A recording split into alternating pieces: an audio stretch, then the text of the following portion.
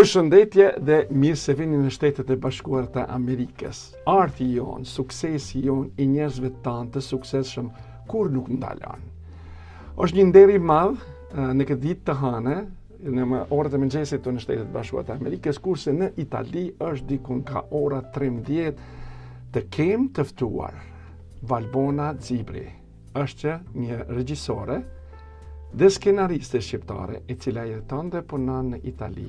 Ajo është e njohur për veprat e saj teatrore me tema sociale që shpesh trajton çështjen si identitetin, emigracionin, të drejtave të grave dhe liriet e shprehjes. Me këta njerëz që janë të mrekullueshëm, me të vërtet nuk di njëri edhe katë pillon. Kështu që Valbona, mirë se ke ardhen. Është nderi em sot që të kam ty pranë me se edhe on jam një pjesëtar I teatrit, edhe një njeri që e dua me shpirt. Mirë se ke ardhen. Mirë si u gjeta. Si ke kalu sot ditën në Itali atje dhe si po kaloni atje, me qenë se ju jeni nga Shqipëria, keni dalë në Itali. Si e keni kaluar ditën sot më intereson më shumë? Përveç vapës, të gjitha tjerat në rregull, në kuptimin që një çik prej profesionit, një çik për mënyrën se si unë jam si person, jam shumë e organizuar dhe çdo gjë, çdo ditë e programoj në mëngjes, natyrisht nuk jam nga ato persona që programojnë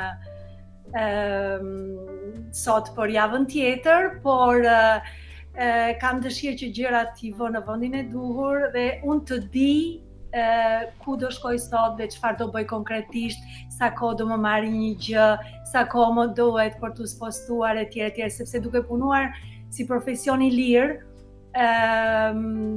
unë nuk kam një pikë referimi, një spacio të përhershme, por vendodhja e punës time shpesh spostohet, kështu që më duhet të di pak a shumë se sa më duhet për t'u spostuar. Valbona, unë kam marrë një iniciativë sot të madhe që të kthej ty të rikujtoj pak të dalmi edhe nga fëmiria juaj, sakrificat e juaj, shkollimet e juaja në Shqipëri. Na I trego pak vendin atje, sa keni jetuar dhe si ka qenë ajo kohë e fëmirijës së juaj në atë kohë, dhe si erdhi ideja që t'jesh një regjisore teatrore, të menaxhosh, të lundrosh në për tërë Evropën. Kjo është një fenomen I madh shqiptar që ndodh. Është një fenomen që ndodh me shumë punë, me shumë djers. Asgjë nuk të durohet, si kudo. Unë kam pasur fatin të kem pasur një fëmijëri të lumtur, të qetë. Ne jemi rritur në një familje njerëzisht të thjeshtë, por kemi marrë nga ata shumë dashuri, shumë ndjenjë. Dhe jemi rritur të qetë, sepse prindit e mi, pavarësisht se ata bënin sakrifica, lodheshin, mundoheshin, kishin shumë paqartësira, neve nuk na kanë dhënë të kuptojmë vështirësitë. Kështu që neve jemi rritur në një ambient të qetë, me gjyshrit, sepse për mendimin tim gjyshat kanë shumë të bëjnë në atë rritjen e mirë dhe në edukimin e fëmijëve. Jam rritur në një shtëpi tiranase me oborr, me pjergull, me limona, me kumbulla, me fiq. Kështu që ne kishim gjithë kushtet për ta gëzuar ditën nga mëngjesi deri në darkë vonë. Mund të luanim në rrugë, mund të luanim me njëri tjetrin, nuk kishim kufizime nga prindrit ose nga njerëzit, komshit etj.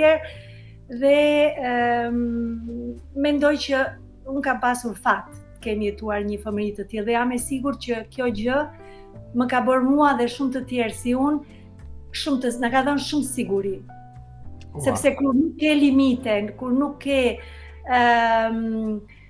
frikë të dalësh në rrugë, sepse mund të ndodhi një gjë e keqe, fëmia rritet i qetë dhe i sigurt. Dhe kjo më ka ndihmuar shumë, besoj, dhe unë e kam ndjerë këtë në disa faza të jetës time. Atëherë do të ndali këto do të pyes, atë të kanë marrë gjyshërit të çojnë në teatr ndonjëherë si fëmijë vogël edhe me pa gjanat mrekullirat e bukura se si bëhen në teatr, se atëherë ka pasur në të kohë. Edhe atëherë ka pasur, por unë nuk kam kujtime me gjyshrit e mi që të më çonin në teatr, nuk kam kujtime as me prindrit e mi të më çonin te teatri i kukullave, por kam kujtime me timat që na e sillte teatri në shtëpi, sepse babai im ishte një aktor i munguar. Një aktor dhe një balerin i munguar, sepse ishte shumë i zoti edhe të kërcente shumë mirë. Dhe unë mbaj mend disa skena që i mati improvizonte kur ne ishim të gjithë në shtëpi, sidomos në ditët dimrit kur nata ishte darka, ishte e gjatë. Edhe unë kam parasysh timat që vinte një peshqir në kokë edhe improvizonte një personazh. Kështu që ose na vinte neve t'i binim veglave imagjinare, sepse s'kishim vegla muzikore, por ne bonim sikur i binim fyllit, sikur i binim lodrës, me duar, me këmbë, me frymë, etj, dhe i bënim tingujt, edhe krijonim orkestra nga hiçi. Dhe kjo, për mendimin tim, ishte teatri i parë që unë kam parë. Atëherë do të them edhe me të vërtetë se po më shtyn edhe mua mbrapa se unë kam lindur pranë teatrit kombëtar dhe di atë ndjenjë si është që të kesh dikën personalitet ose të shkosh të shikosh atje. Edhe si vazhduan ato, do me thënë, në emocionet e juaja, ndjenjat e juaja, si filluan ato shkollimet e para të ju atje? Faktikisht unë doja të bëhesha balerin. Dhe ëndra ime ishte që e vogël fare, ajo ishte që unë doja të hyja në shkollën e baletit. Por mentaliteti atëhershëm nuk ishte ky që është sot. Kështu që një çik për frikë, për merak, prindrit e mi nuk më inkurajuan. Dhe fakti që në shkollën e baletit futesh kur je 7 vjeç dhe nuk e ke në dorë ti ta vendosësh për të hyrë në shkollën e baletit, natyrisht ishin prindrit që vendosën për mua, dhe shkolla e baletit në një farë pike mori fund si ëndër. Por unë gjithsesi e ruajta këtë ëndër dhe e transformova në diçka tjetër. Mbas gjimnazit, unë konkurova për të hyrë në Institutin e Lartë të Arteve në degën e regjizurës, sepse e ndjeja veten të zonjën në këtë lloj angazhimi, sepse isha marrë që e vogël me ndërtim shfaqjesh, kisha marrë pjesë në kurse teatri në Pallatin e Pionerëve, që ishte në Tiranë, nuk e dija akoma është Pallati i Pionerëve, por ishte një pikë referimi jashtëzakonisht e rëndësishme për gjithë fëmijët që ishin në atë periudhë. Dhe në moshën 17 vjeç unë nuk vendosa dot që të bëhesha balerin, por në moshën 18 vjeç unë i thash Timeti, unë do bëhem regjizore, sepse e dua unë, jo pse e do ti, dhe mora pjesë në konkursin që bëheshe çdo vit për të hyrë në akademinë në Institutin e Lartë të Arteve ishte atëherë, tani quhet Akademia e Arteve o diçka e tillë. Edhe si filluan të fillosh si një regjisore e re atje gjatë shkollimeve, si e pave atë, do me thonë, filmat atëherë, teatrin ose dramat, ose si u impresionove të thua se unë do të shkruaj, do të bëj një regjisore dhe më pëlqen ky. Cili ishte ai fokusi juaj që të orientoheni, në cilin keni marrë pjesë të filmit, të teatrit apo se gjithmonë këto gjërat fillojnë nga fëmiria. Shkolla jonë ishte një shkollë që vinte bashkë, mlidhte si filmin edhe teatrin. Por fokusi im ishte tek teatri dhe faktikisht në shkollë neve kemi punuar shumë me skenën.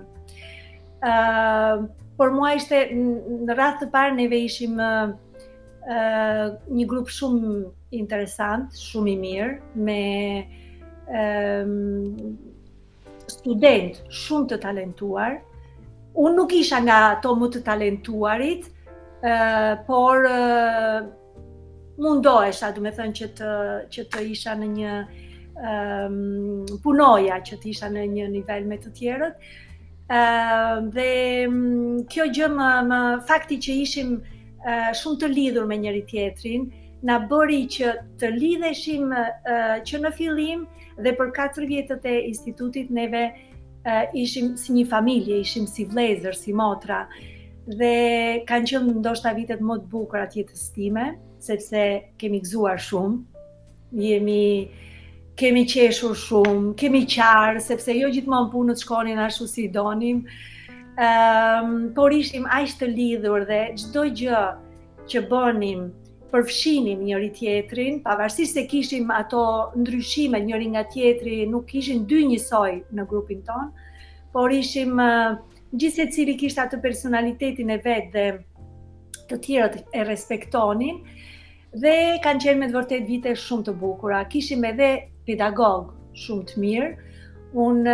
Ne si figure referimi kishim Andon Cezarin, që ishte një nga aktorët më të mirë të teatrit kombëtar, dhe Drita Pelingun, një nga artistet, aktoret më të mira dhe një nga personat më të bukur që unë kam njohur. Ishte me të vërtet një person, ne ishim vetëm 2 vajza në klasë dhe ajo na mbante shumë afër, na inkurajonte shumë, na punonte shumë me komplekset tona, dhe më ka dhënë shumë dhe jam shumë mirënjohëse. Si asaj edhe shokëve të mi të kursit. Atëherë, cila ka qenë drama e parë që ke ardhën ti me punën e juaj dhe si tu ka duk vetja kur ke pa artista që janë nga, si thuhet një fjalë popullore, nga duart e juaja, si e ke ndje veten, çfarë motivimi ka qenë ajo? Atëre, drama e parë në cilën ne kemi punuar si regjizor, por dhe si aktor, sepse funksiononte në këtë formë që të gjithë neve duhet ishim të përfshirë në një dramë si aktor, por pjesë të ndryshme të dramës ishin të organizuara dhe të punuara si regjizor nga secili nga ne. Neve si kurs, si grup kemi vënë në skenë Ylli pa emër, është një dramë shumë interesante, një dramaturgu rumun, dhe ajo është një nga kujtimet më të bukura që unë kam nga viti fundit i Institutit Arteve, sepse jemi argëtuar jashtëzakonisht shumë, por ka dalë dhe një nga shfaqjet më të mira që mbahet mend edhe sot në Institutin e Arteve. Sa ko qëndruat atje në Shqipëri edhe pse erdhë koha që ta lësh Shqipërinë, të dalësh në Itali, edhe në Itali mrekullinat tua nuk u ndalën kurrë. Cila ku ka qenë? Cili vit ka qenë që keni dalur? Ne mbaruam në 90-ën.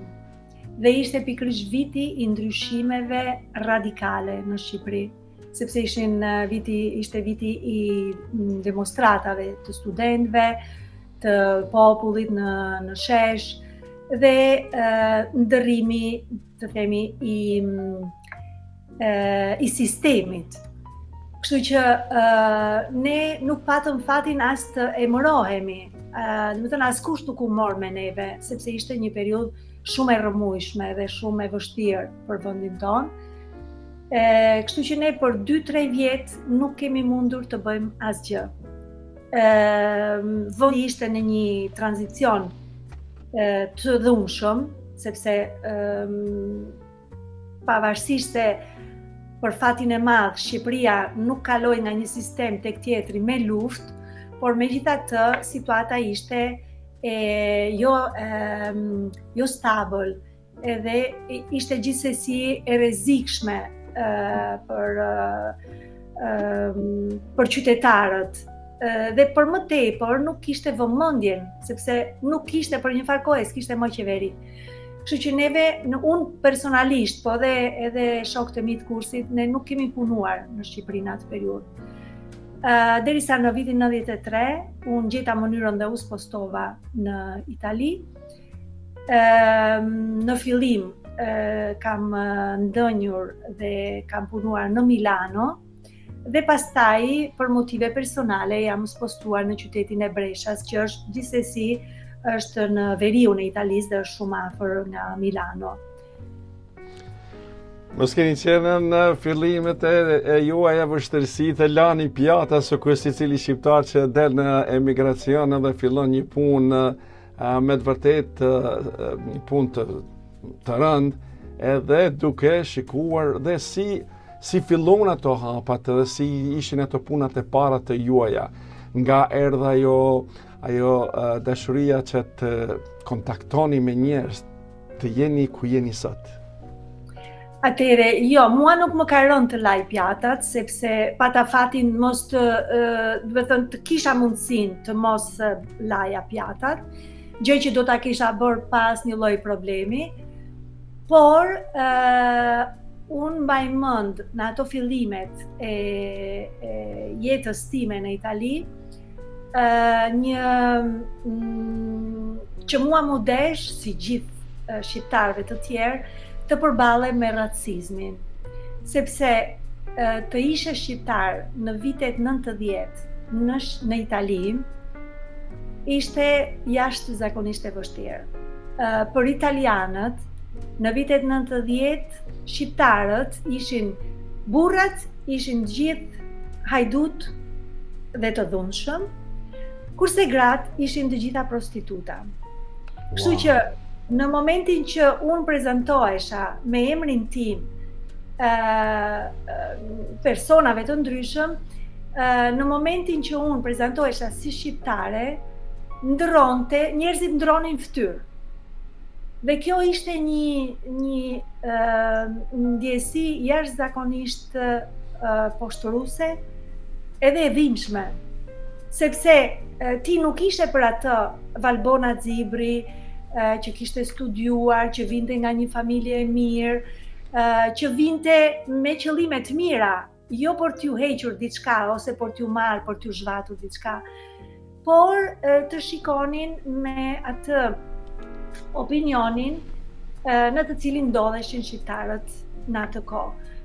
Për fat të mirë, gjërat kanë ndryshuar shumë, sepse shqiptarët janë të zgjuar, shqiptarët dinë të bëjnë kur i vihen, kur duan, dhe opinioni për shqiptarët ka ndryshuar shumë. Do të thënë, sidomos kohët e fundit, ne jemi të parë në një formë tjetër, njerëzit janë shumë më dashamirës, kur i thua jam nga Shqipëria, fillojnë e thonë, sa bukur, po unë kam qenë në Shqipëri, më ka pëlqyer shumë, më kam lënë zemrën, dua të kthejmë prapë, etj.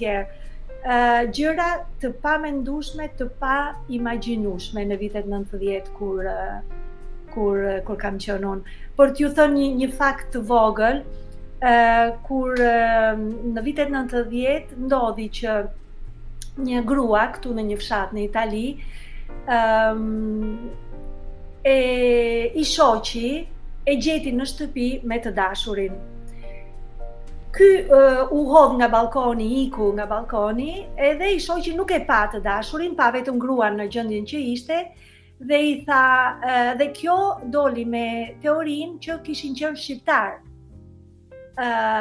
që e kishin dhunuar.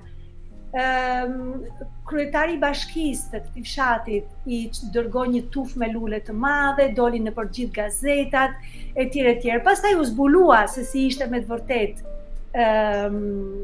historia, por në fillim për disa ditë shqiptarët u vunë tek ai muri i turpit edhe nuk pushonin gazeta duke folur për këtë teori. Kjo ishte vetëm një rast, një ngjarje, por ngjarje të tilla, raste të tilla ka pasur plot në ato vite, në vitet 90 edhe nga mesi i viteve 2000. Tani gjërat kanë ndryshuar për fat të mirë. Si filluan hapat e para, ka u njofte në teatr atje, si erdhe sapi se të kyçesh, të bësh dramat e bukura, kush nga erdha inspirimi, ku takuat. Kjo na intereson neve se është një kënaqësi e madhe kur ulemi, flasimi dhe tregojmë për rrugën dhe suksesin e juaj. Kjo është një befasi, një fenomen i madh. Kur kanë filluar ato? Unë kam filluar në vitin 94-95, sepse dhe shtytja, sepse kur nuk do, me të thënë të drejtën, natyrisht njeriu e ndërron, por isha shumë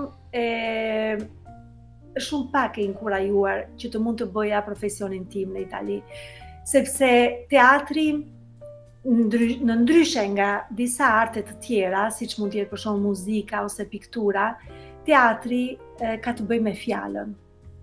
Dhe po nuk e zotrove mirë gjuhën, është vështirë të bësh teatr, sidomos në një vend të huaj. Besoj se kështu do jetë në Amerikë, po kështu është dhe në Itali. Kështu që mua më desh shumë kohë që të zotroja gjuhën, kështu që më është dashur të bëj një punë shumë të madhe me gjuhën.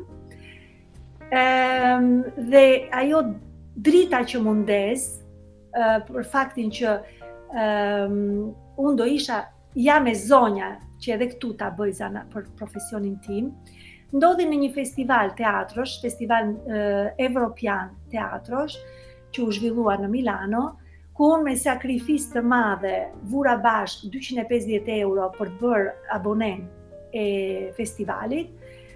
Mbaj mend që hoqja dorë nga një palto dimri që më duheshe dhe shkova për një javë rresht pash shfaqje në këtë festival.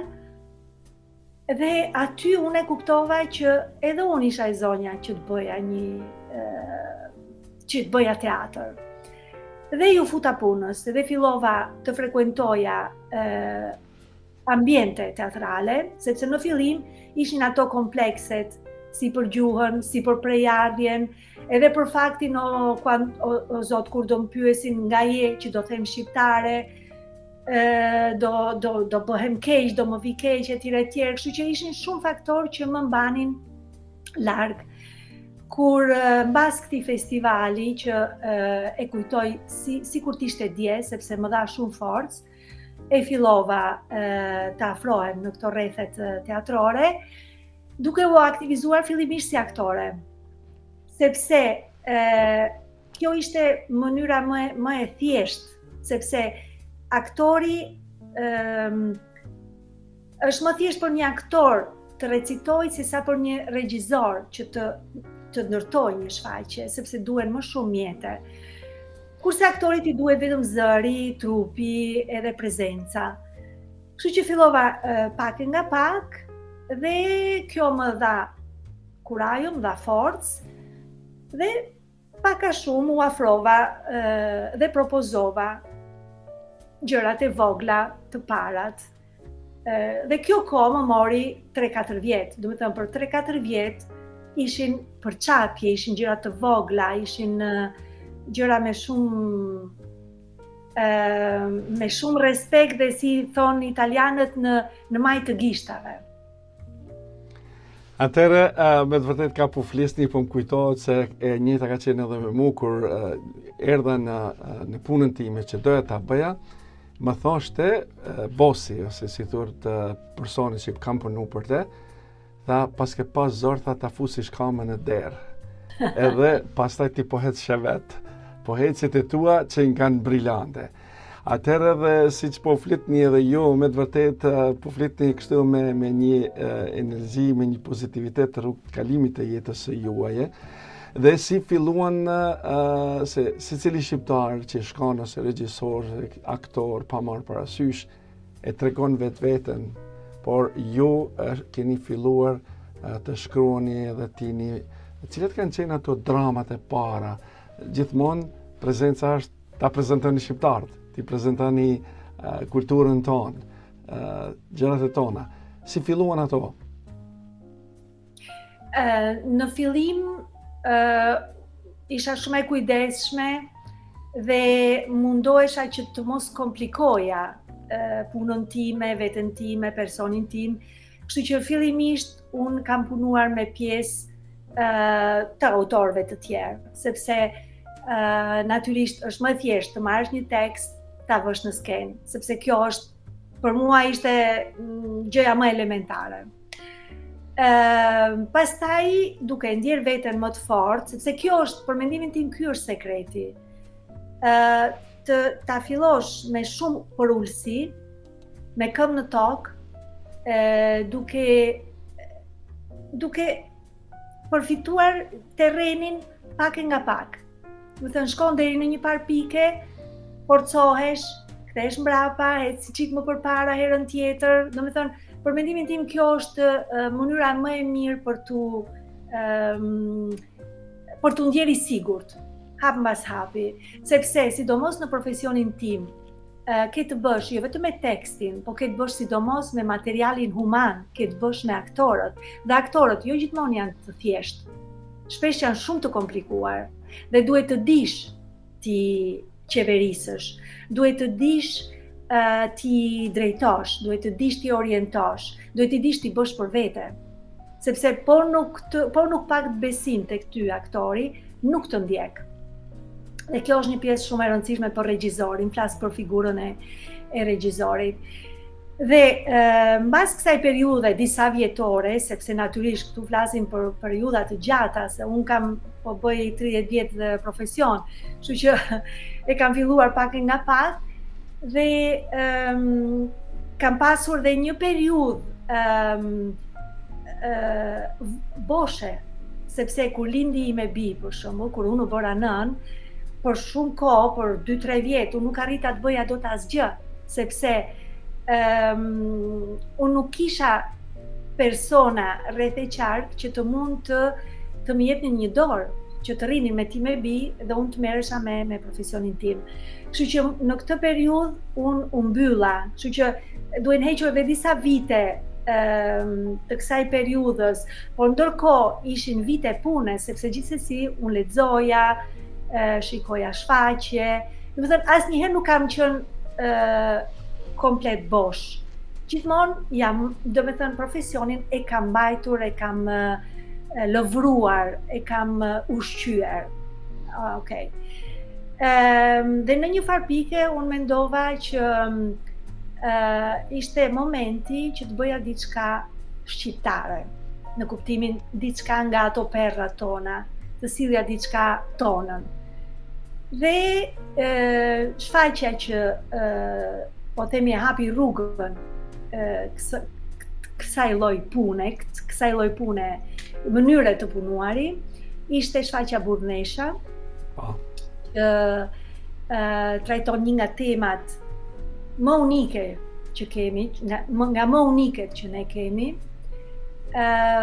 dhe është historia shumë e thjeshtë e njërës nga Burrnesha, që janë këto persona, këto në fillim janë gra, dhe në një farë momenti të jetës së tyre, për motive të ndryshme, vendosin të vishen dhe të sillen dhe të jetojnë si burra.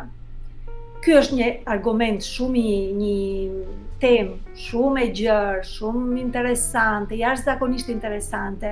Ndoshta edhe për faktin që është shumë teatrale, mua më ngacmoi dhe u përqendrova te kjo temë, sepse nuk ka më teatrale se sa fakti që një komunitet i tillë, një person vendos të jetojë në një farë mënyra ashtu siç nuk është, dhe komuniteti që e rrethon bën sikur e beson. Domethënë kjo është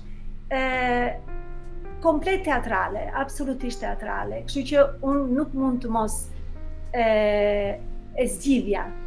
Edhe kjo është shfaqja dhe më duket edhe në New York, me sa e di, Poloni, New York, në gjitha vendet e Evropës. Shfaqur në Mongoli, në Poloni, në Rumani, në New York, në Danimark, edhe në Shqipëri kemi shkuar me këtë shfaqje dhe është pëlqyer dhe më ka bërë shumë kënaqësi, sepse nuk ishte nuk është e thënë që të pëlqejet në Shqipëri, duke qenë se është një argument, një temë që njihet, mënyra se si është trajtuar mund të pëlqeshe ose mund mos pëlqeshe, sepse është okay për të tjerët për të huajt, sepse është një gjë e rrallë, është një gjë e veçantë, por fakti që është pëlqyer në Shqipëri dhe në Kosovë, sepse kemi vajtur edhe në Prishtinë, më ka bërë me të vërtet shumë të lumtur dhe shumë krenare dhe për mua kjo është arritja, sepse... Atëherë do ta kanë një pyetje, pse ne shqiptarët, pa marrë parasysh në cilin profesion jemi, e kemi një sekret në shpirt, e ruajmë dhe atë kur e eksportojmë dikon, dalim më të suksesshëm. Pse kjo ndodhe ne? Po sepse ne jemi të fortë.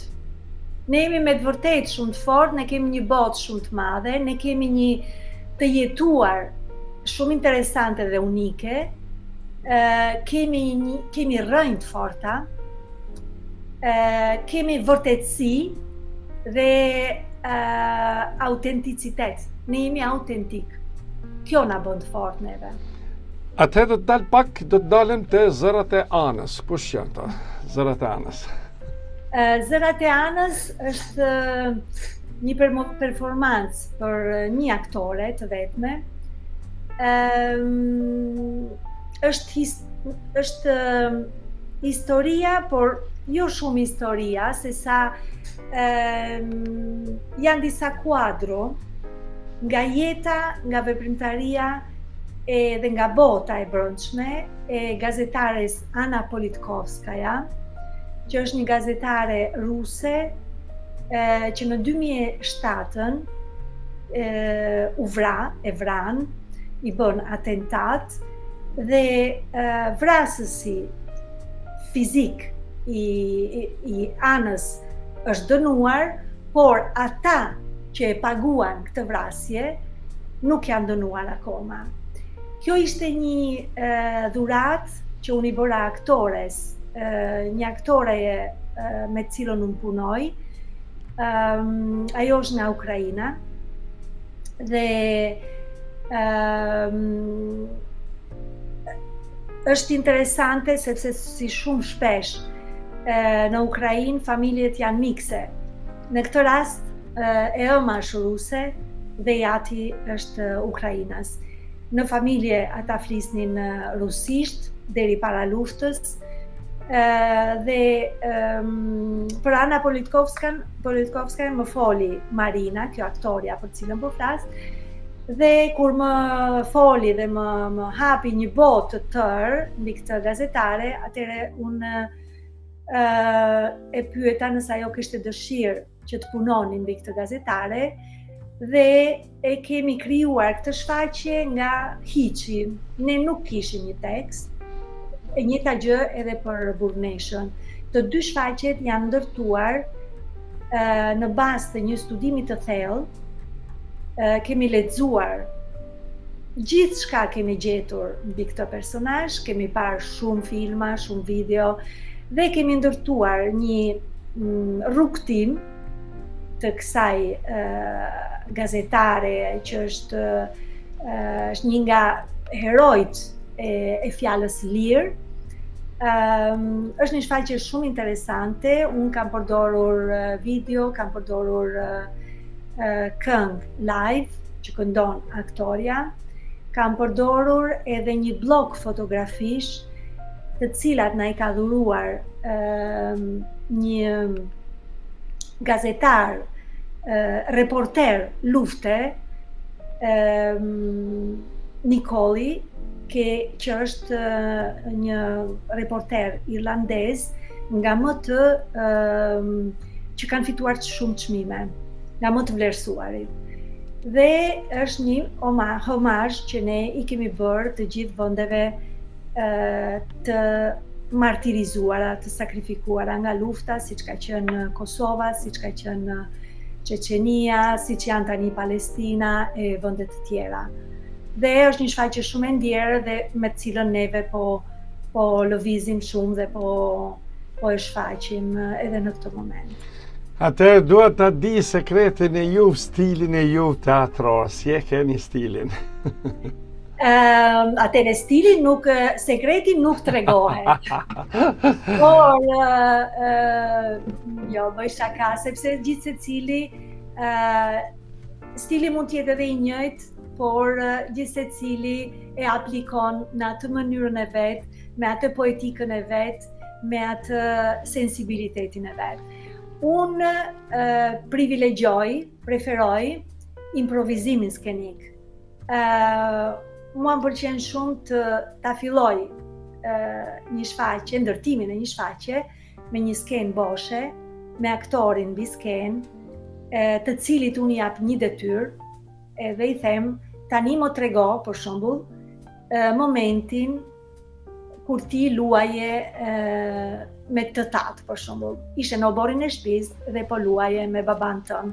Edhe aktori kthehet me atë memorien e vet dhe improvizon. I jap kohë shumë aktorit që të punoj dhe pastaj e ndihmoj që të ndërtoj skenën. Të gjithë shfaqjet e mia janë shumë të punuara, asgjë nuk i është lënë rastit. Marrim shumë kohë. Për shembull, për shfaqjen e gazetares ruse ne kemi punuar për 2 vjet. Natyrisht me ndërprerje të ndryshme, por për mendimin tim është shumë e rëndësishme që ideja edhe mendimi edhe vetëndjerja të piqet. Që më se vërtet. Atëherë, me qenë se koha jonë është e limitune edhe me të vërtet kisha pas dëshirë të flasë edhe më shumë, por do t'jetë një pyetje që do t'ja u bëj tani. A kishit bashkëpunuar këtu në Shtetet Bashkuara të Amerikës edhe a keni qenë herë në Shtetet Bashkuara të Amerikës, Kanada, në këto vende të këndej, edhe a do të pranoni bashkëpunime me njerëz se kemi këtu shumë aktor, regjisor, kemi njerëz që me të vërtet shfaqin për çdo herë drama, monodrama, filmat të metrazhit të shkuar dhe filmat të metrazhit të gjatë. Unë mendoj që bashkëpunimi në çdo rast është një pasuri edhe është një privilegj për të dy palët, për këdo. Kështu që natyrisht do më pëlqente shumë. Mendoj që sigurisht edhe në Shtetet e Bashkuara ndërmjet shqiptarëve mund të ketë shumë regjisor, bile me siguri ka. Do t'ishte bukur që të bashkëpunonim për të lëvruar ato perlat tona, sepse ne kemi shumë dhe unë mendoj që bota, njerëzit e huaj janë shumë të interesuar. Unë e vura re këtë me Burnation edhe e vërej sa herë që në shfaqjet e mia fus në një element nga kultura jon, nga traditat tona, nga muzika jon. Për shembull, në një nga shfaqjet e mia vura një moment me lahut. Wow. Dhe në një festival në Poloni, nuk e mbaj mend tani, po në një festival, një nga juria ishte nga Kuwaiti, nga vendet arabe. Dhe ai Kuwaiti. Dhe ai më tha, e di tha mua që ai ngeli shumë i çuditur nga tingulli i lahutës. Edhe më tha mua, po e diti tha që edhe neve kemi një vegël tha si kjo tha që tingëllon tha në të njëjtën fort, është një nga gjërat me cilat ne krenohemi etj. Dhe më dërgoi një link me këtë veglën e atyre që me të vërtet ishte shumë e ngjashme me lahutën dhe u mrekullua dhe më tha kjo është me të vërtet diçka që dhe më ftoi që neve herën tjetër të shkojmë në festivalin që organizon ai për të sjell shfaqjen ku është lahuta. Wow. Do të thënë, me siguri gjërat tona më interesante, më unike, interesojnë. Kështu që me siguri unë kam qenë në New York disa herë, kam qenë me shfaqjen e Burneshës dhe interesi është i lartë, kështu që për mendimin tim Po, do ishte bukur të bashkëpunoni. Atëherë, pra mos haro kur të shkosh në Kuwait, merre një person të Malsisë dhe ata i binë lahutës mirë që do të jetë një mrekulli e madhe. Një mrekulli. Me të vërtetë është për të organizuar një diçka e tillë, Enkas. Atëherë, për fund një mesazh nga regjisorja jon Valbona. Për të gjithë shqiptarët. Unë nuk e ndjej të jap këshilla ose por një mesazh ose një sugjerim që më lind nga zemra është që ne të jemi më të lidhur me njëri tjetrin, të bashkëpunojmë më shumë me njëri tjetrin dhe ta ndihmojmë më shumë njëri tjetrin. Kjo është shumë e rëndësishme. Valbona, ishte një kënaqësi ime me të vërtetë, me pa durim pres, me punët e juaja, me planet e juaja, me programet e juaja, edhe lut Zotin që të tjetë në i bashkëpunim shqiptar-amerikan ose dhe me amerikan. Pse jo? Se me të vërtetë edhe amerikanët e dojnë kulturën tonë, e dojnë traditën tonë, edhe janë shumë të motivuar të dinë gjëra më shumë. Kështu për fund, kisha pas dëshirë t'ju falenderoj shumë për kohën e juaj, për bisedën tonë që bërëm spontanisht, edhe kjo ishte një rrugë suksesi i juaj dhe ju falenderit shumë. Faleminderit juve për ftesën edhe urime për me emisionin. Faleminderit. Pra, të nderuar shikues, ishte kënaqësi ime e madhe që sot folëm me një regjisore të shquar, me të vërtet është kënaqësi që të ndëgjojmë ta njerëz që punojnë dhe bin gjëra të bukura në vendet ku jetojnë, siç është në Itali apo në Amerikë apo kudo qoftë në rrugën toksor me shqiptarët e tonë, me sukseset e tonë. Mirëmbëjtje me Noli, Show Noli TV, ku mund të ndjekni në kanalin 39 në TV Alb dhe në Nimi TV në kanalin 250, ku emisionet e tona të suksesshme transmetohen çdo të diele. Pra, ju falenderit dhe mirëmbëjtje.